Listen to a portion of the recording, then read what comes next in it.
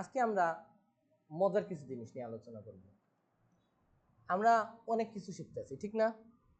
আমরা সামনে শিখব কি, ফেসবুক একটা পেজ কিভাবে চালাইতে হয়, ঠিক না? একটা ফেসবুক পেজ কিভাবে অপটিমাইজ করা লাগে, বা আমরা শিখব ফেসবুক অ্যাডসটা আমরা খুব ভালোভাবে শেখার ট্রাই করব। এখন আমরা শিখে অনেক সময় কাদের জন্য কাজ করি? মানুষদের জন্য, বিদেশি বায়ার বা দেশি বায়ার, ওদের জন্য আমরা কি করি? কাজগুলা করি।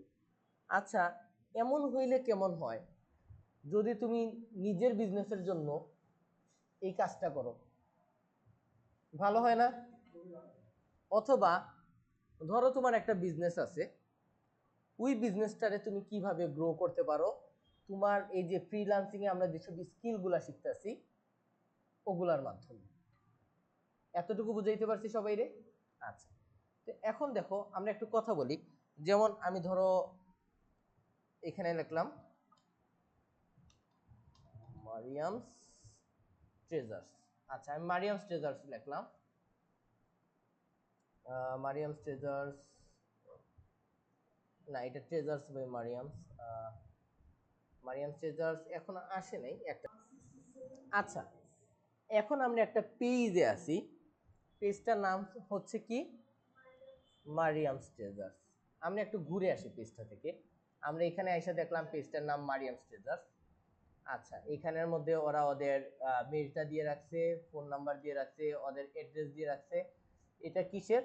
Women's clothing store. এই পেজটা কি নিয়ে, ক্যাটাগরি কি?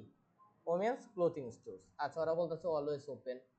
আচ্ছা, ওদের কিন্তু কোনো নির্ধারিত কোনো প্লেস নেই। ওরা অনলাইনে কি করে, ওদের হিজাব টিজাব বুরকা টুরকা সেল করে। আমরা দেখি ওদের অনেক ধরনের হিজাবের কালেকশন আছে না, নতুন নতুন আছে কি নাই?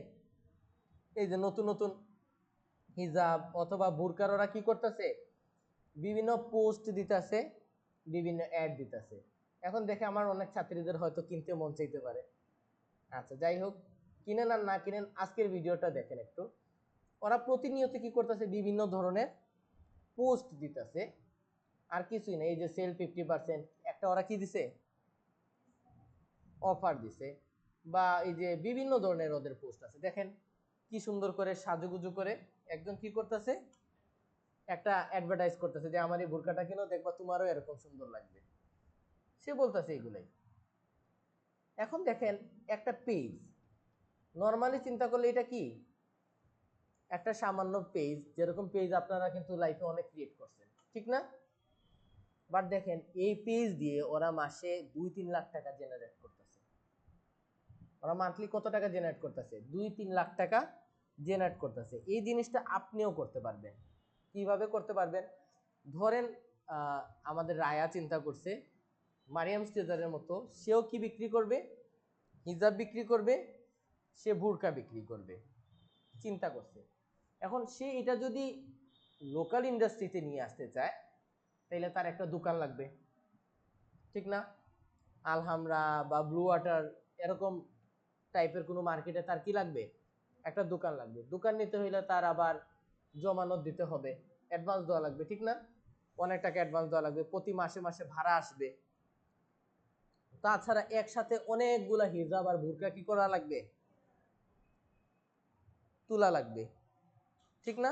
তারপর মানুষ যদি আসে, কিনলো, রায়ার প্রফিট হইল, ঠিক না? মানুষ আসলো, কিনলো, রায়ার প্রফিট হইল। এটাই হইল রায়ার বিজনেস।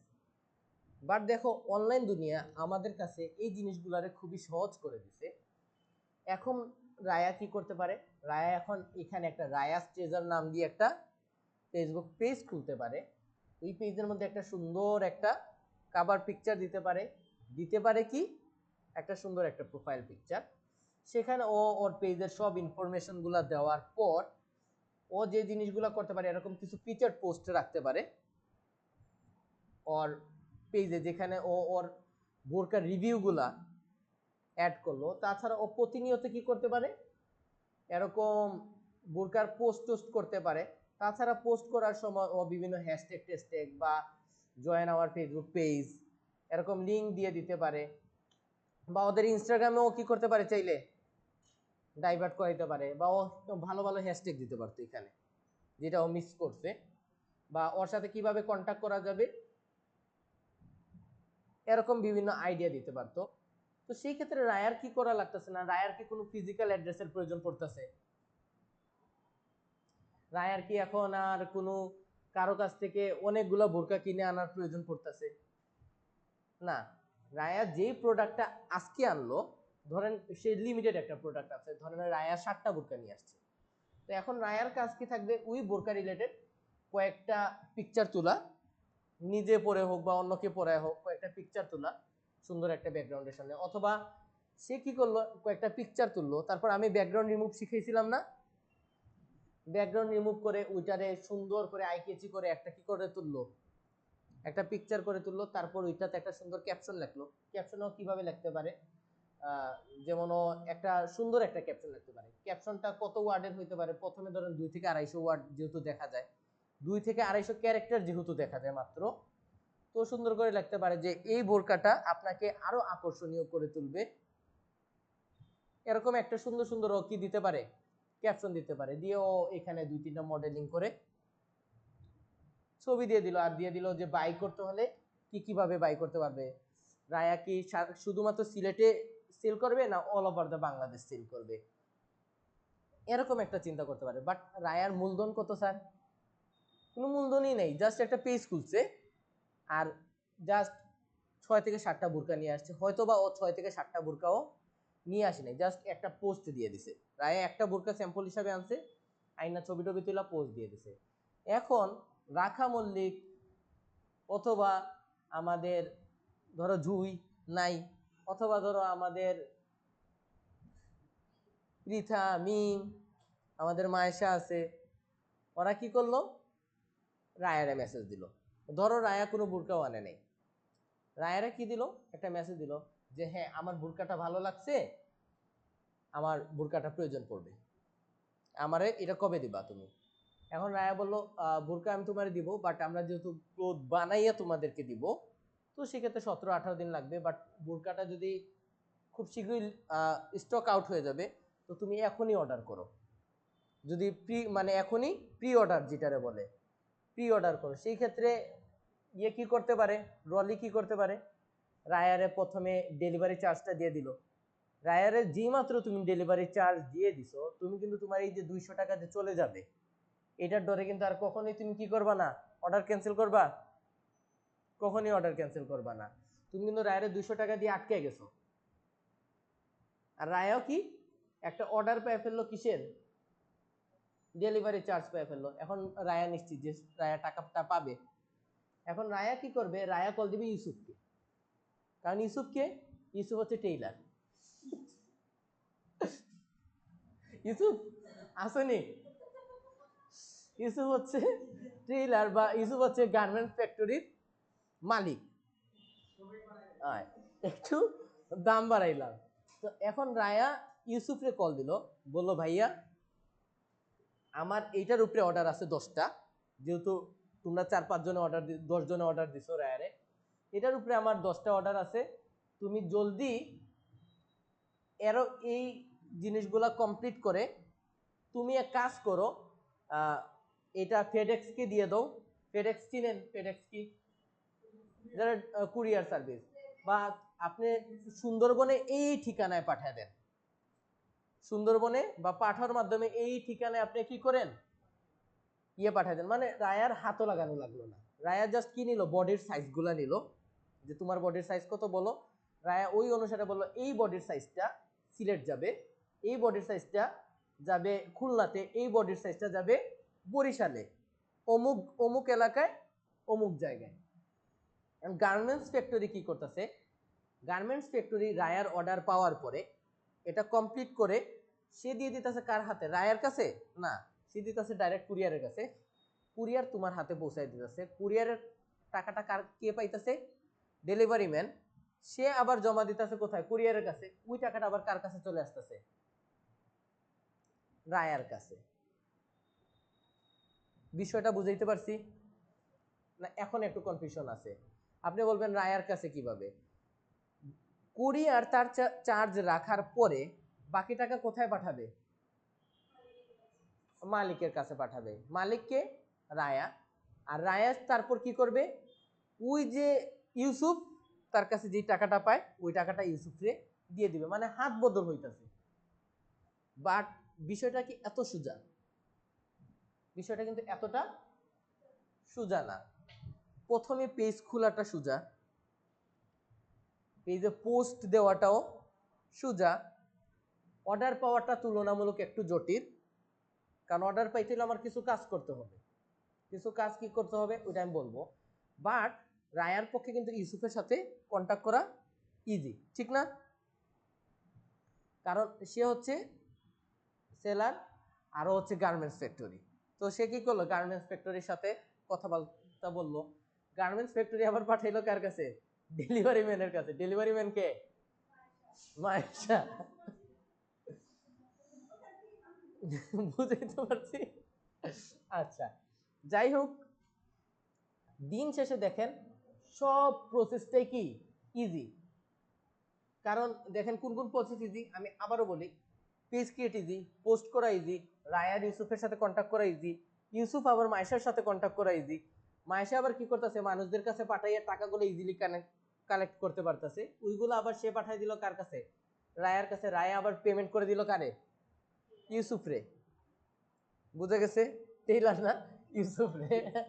আচ্ছা, তো গার্মেন্টস ফ্যাক্টরির মালিকের কাছে পৌঁছায় দিল। তো সব কিছু একটা আইডিয়া বুঝতে পারছেন এই কাজগুলা কিভাবে হয়? কিন্তু সব থেকে জটিল যে কাজটা এটা হচ্ছে সেল করা। যেহেতু আপনি ফেসবুকে একটা পেজ খুলছেন, আর আপনার ফেসবুকে পেজ খোলার কারণে আপনার মার্কেটিং স্ট্র্যাটেজি কোনটার ফলো করতে হবে? ফেসবুকেরই। ফেসবুকের যত ধরনের মার্কেটিং স্ট্র্যাটেজি আছে ওরকম মার্কেটিং স্ট্র্যাটেজি ফলো করতে হবে। এই ক্ষেত্রে কিন্তু আবার ফ্রিল্যান্সিং এর মতো ক্লায়েন্ট খুঁজলে হবে না। এই ক্ষেত্রে কিন্তু ফ্রিল্যান্সিং এর মতো ক্লায়েন্ট খুঁজলে হবে না। এই ক্ষেত্রে মার্কেটিং স্ট্র্যাটেজি একটু আলাদা। একটু আলাদা বলতে কিরকম আলাদা বিষয়টা বুঝাই। এই ক্ষেত্রে মার্কেটিং স্ট্র্যাটেজি হইতে পারে রায়া একটা পোস্ট করবে, অথবা রায়া একটা বোরকা লাগাইয়া সে ভিডিও রিভিউ করবে। মায়েশা রলির মতো জনগণ এটা দেখে পছন্দ করবে, তারপর তারা কি দিবে? অর্ডার দিবে। বাট এইভাবে তো অল্প সংখ্যক মানুষের কাছে পৌঁছানো যায়। এইসব একটা ফেসবুক পেজের থ্রুতে যদি সেল করতে হয়, আপনি যদি নর্মালি আপনি যদি 100 জন মানুষের কাছে পৌঁছান, আপনি হয়তো এখান থেকে 2-3 জন বা 4-5 জনের কি আনতে পারবেন? সেল আনতে পারবেন। ক্ষেত্র বিশেষে একজনের সেল আনতে পারবেন। বাট আপনি যদি 10,000 মানুষের কাছে পৌঁছান, তাহলে আপনার সেল কম আসবে না বেশি আসবে? বেশি আসবে। তো এই 10,000 মানুষের কাছে পৌঁছাইতে হলে আপনার আরো একটা জিনিস জানতে হবে, সেটা হচ্ছে কি? Facebook ads. তো এখন স্যার ফেসবুক অ্যাডস কোথায় পাবো? আমরা খুব শীঘ্রই বা কালকে থেকে আমরা ফেসবুক থেকে শুরু করে ফেসবুক পেজ ক্রিয়েশন থেকে শুরু করে এই যে ফেসবুক অ্যাডস এর জার্নিটা কি করব? সারাটা কভার করব উইথিন 5 to 6 ডেজ এর ভিতরে। বুঝাইতে পারছি? আচ্ছা, তো ওই ফেসবুক অ্যাডস এর থ্রুতে আপনি কি করবেন? আগে টার্গেট করবেন আপনার কোন এরিয়ার মানুষদেরকে টার্গেট করতেছে। কিভাবে? আমরা যখনই একটা অ্যাড রান করব, ধরেন আমার মন চাইতেছে এই বোরকাটা সেল করতে, যেহেতু গার্মেন্টস ফ্যাক্টরি বলছে এই বোরকাটা এখন অ্যাভেলেবেল বা এটা এখন ফ্যাশনেবল, এই বোরকাটা তোমরাই একটু বলো কোন এইজের মেয়েরা পরবে। বা ধরো এইটা না, ধরো এই এই বোরকাটা কোন এজের মেয়ে পড়তে পারে? 18 থেকে 30। আমি ধরলাম এটা পড়বে 18 থেকে 26। 30 একটু ওল্ড এজ হয়ে যায়। বা 18 থেকে 28।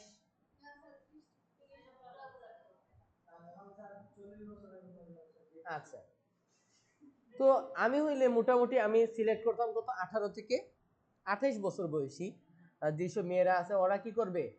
এই বোরকাটা হয়তো কিনবে। তো আগে আমার বুঝতে হবে যে এই বোরকাটা কারা কিনতে পারে। খালি ইয়ে করলে হবে না, আমার টার্গেটের অডিয়েন্সটা বুঝতে হবে। আমি সেল করব all over the Bangladesh. Indian মানুষকে অ্যাড দেখায় কোনো লাভ আছে? ইন্ডিয়ান মানুষকে অ্যাড দেখায় কোনো লাভ নেই। তার মানে আমার টার্গেটেড ইন্ডাস্ট্রি কি? লোকেশন কি? Bangladesh. Targeted location Bangladesh. Age কি? 18 থেকে 28। এই বোরকার অ্যাড একটা ছেলেরে দেখা কোনো লাভ আছে? খুব কম ছেলেরাই তার বউয়ের জন্য গিফট কিনবে, বেশিরভাগই ভাগা দিবে বা স্ক্রল করে চলে যাবে। তার মানে আমাদের টার্গেটেড অডিয়েন্স কারা? মেয়েরা।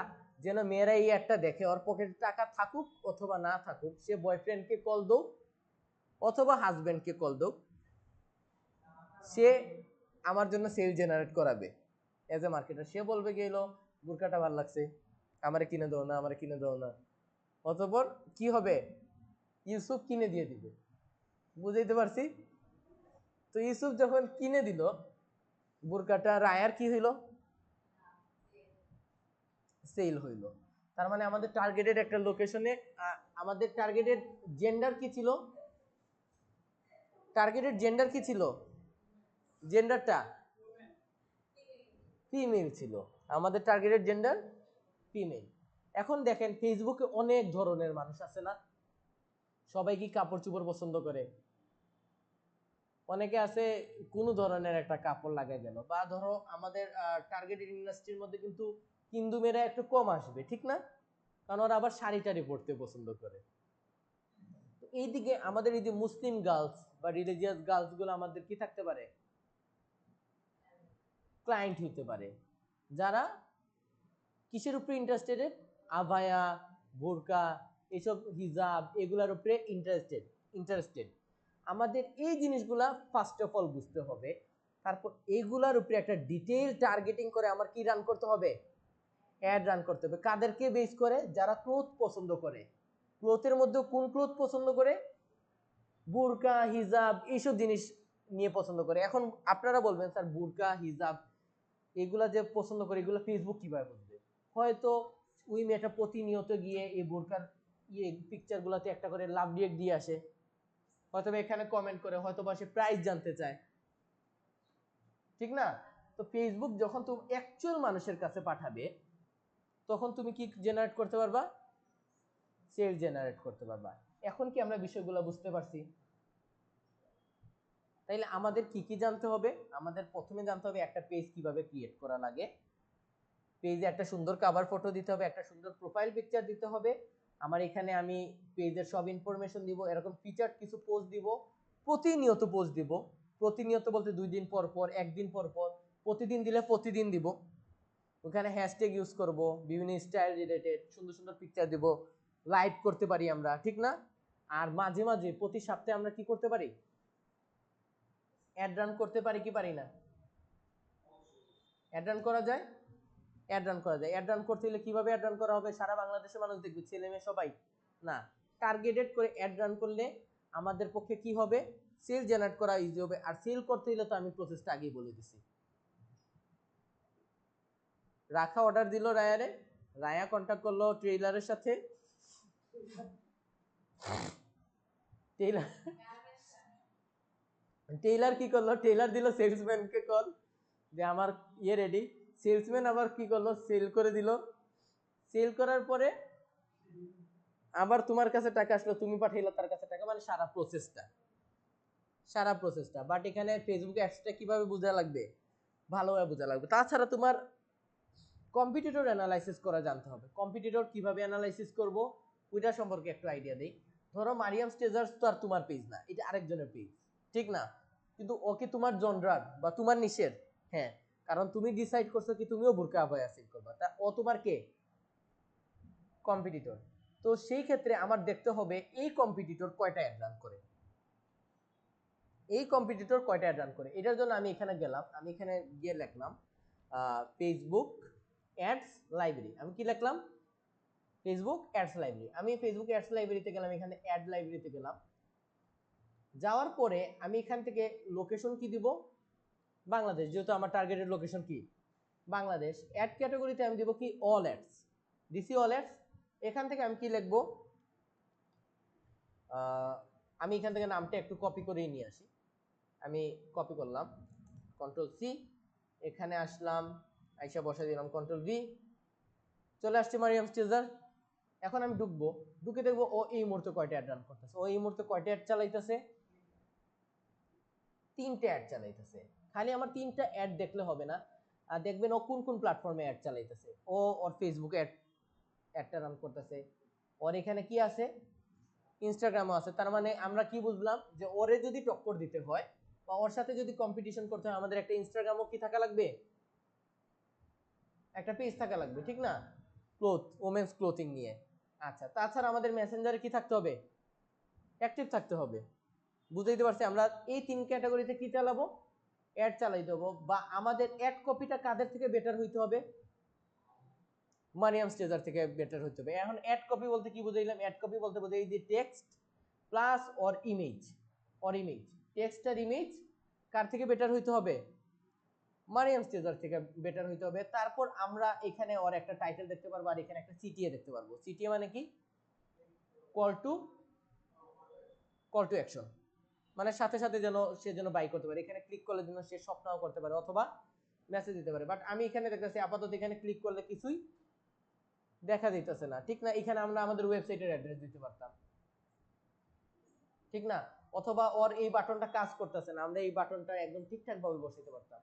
তো এরকম ভাবে যদি আমরা অ্যাড রান করতে পারি, আর ও যেহেতু 3টা করছে, আমি যদি এখন 5টা করে অ্যাড রান করি, তাহলে আর ওর থেকে ভালো প্রোডাক্ট যদি আমি দেই, অবশ্যই মারিয়াম স্টেজার থেকে খারাপ বুরকা চয়েস করে আপনি অ্যাড রান করলে কাজ হবে না। মারিয়াম স্টেজার থেকে কি বেটার কোয়ালিটির বুরকা চুজ করতে হবে, অ্যাড কোয়ালিটি ভালো হতে হবে, অ্যাডের পিকচারগুলো ভালো হইতে হবে, আর কল টু অ্যাকশনের মধ্যে এমনভাবে একটা লিঙ্ক দিতে হবে যেটা কি করে, কাজ করে। ও 3টা রান করতেছে, আপনি 5টা রান করেন। এইভাবে যদি আপনি রান করতে পারেন, তাহলে আপনি খুব শীঘ্রই কি হয়ে যাবেন, একজন সাকসেসফুল এন্টারপ্রেনিউর হইতে পারেন, উদ্যোক্তা হয়ে দিতে পারেন না, যে ফেসবুক পেজ ক্রিয়েট করে ব্যবসা করে একজন ভালো একজন বিজনেসম্যান হয়েছে, পরে এই বিজনেসম্যান থেকে তো আপনি উদ্যোক্তাও হইতে পারেন, ঠিক না? হাজার হাজার মানুষের কর্মসংস্থান সৃষ্টি হতে পারে। অলরেডি দেখেন কয়জন মানুষের কর্মসংস্থান সৃষ্টি হইতেছে। রায়া একজন ছিল, তার কর্মসংস্থান সৃষ্টি হলো, ইউসুফের সৃষ্টি হলো, ইউসুফ আবার দিল ইয়েরে, তো তোমার একটা হইতাছে। আবার এই যে যারা যারা পাইতেছে ওরাও কি হইতাছে, কাস্টমার হ্যাপি হইতাছে। কিন্তু এইখানে সেল করতে হইলে কিন্তু তোমার আরো একটা জিনিস ফলো করা লাগবে অ্যাডের মধ্যে।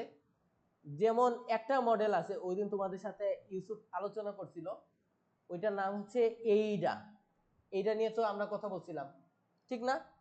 ধরো এখানে এইটা মডেলটা তুমি ফলো করতে পারো, একটা অ্যাডের ভিতরেও ফলো করতে পারো, আবার তুমি 4টা অ্যাডের মাধ্যমেও তুমি করতে পারো। এইটা মানে কি, এটা ভালো মতো জানো। এইটা বলতে প্রথমে বোঝায় অ্যাটেনশন, অনেকে অ্যাওয়ারনেস বলে। অ্যাওয়ারনেস অ্যাকচুয়ালি AFCPS যেটা আছে ওইটাতে পড়ে। প্রথমে আমরা পাইলাম কি, অ্যাটেনশন, তারপর পাইলাম ইন্টারেস্ট, তারপর পাইলাম ডিজায়ার, আর তারপর পাইলাম কি, action. Am I right? Okay. তো প্রথমেই তোমার কি করা লাগবে, যে ভিডিওটাই বানাও বা যে পিকচারটাই বানাও, সবসময় মাথায় রাখবা এটা যেন কি তোমার যখনই একজন মানুষ একটা দেখতেছে, তার মাথায় যেন একটা কি তৈরি করে, মানে তার অ্যাটেনশনটা যেন কারে, অ্যাটেনশন কাটতে হলে কি কি করতে হবে, তোমার অ্যাডের যে কপিটা আছে, এই যে অ্যাডের যে কপিটা আছে, এটা কি হইতে হবে, ভালো হইতে হবে। Ad copy means picture and text, বুঝাইতে পারছি? তুমি ভালো রাখতে পারো, অ্যাটেনশন ঠিক করলাম। এখন এইটা পরে যেন সে কি হয়, এখানে যেসব লেখা লেখলা অথবা ভিডিওর মধ্যে যা তুমি করলা, এটা দেখে তার মনের ভিতরে যেন একটা বোরকা সম্পর্কে কি চলে আসে, ইন্টারেস্ট আসে, যে না এটা ইন্টারেস্টিং কিছু। বোরকাটা এমন ভাবে প্রেজেন্ট করেন যেন তার কাছে মনে হয় যে এটা আমার লাগবেই, একটা তার ভিতরে যেন কি আসে, ডিজায়ার আসে। আর লাস্ট অফ অল কি, অ্যাকশন কে নিবে, ইউসুফ সে নিবে। বুঝাইতে পারছি? এইটা মডেলটা যেটা গতদিন তোমাদেরকে ইউসুফ বুঝাইছিল, সে কিন্তু খুব ভালোভাবে বুঝাইছে, ঠিক না? তো দেখেন, এইভাবে যদি আপনি যদি একটা বিজনেসকে দাঁড় করানোর প্ল্যান করেন, আপনি খুব শীঘ্রই কি করবেন, গ্রো করবেন। মেক শিওর সব থেকে ইম্পর্টেন্ট হচ্ছে প্রোডাক্ট, আর প্রোডাক্টের কি, প্রেজেন্টেশন। সব থেকে ইম্পর্টেন্ট কি, প্রোডাক্ট আর প্রোডাক্টের প্রেজেন্টেশন। আরো একটা জিনিস আপনি ফলো করবেন, আমি এইটার সাথে আরো একটা জিনিস লাগাই, এটা আমার নিজের মেথড। এইটার সাথে আমি কি লাগাই, লাগাই, বা দিয়ে আমি বুঝাই লয়ালিটি।